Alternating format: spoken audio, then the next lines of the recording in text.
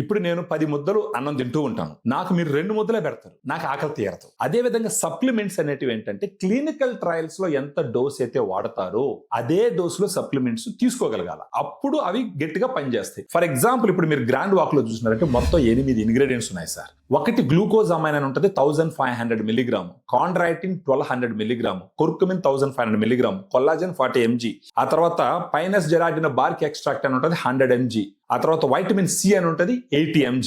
So ఈ విధంగా బోస్విల్లెస్ సెరాటాన్ ఇంకోటి ఉంటుంది, అది 250 mg.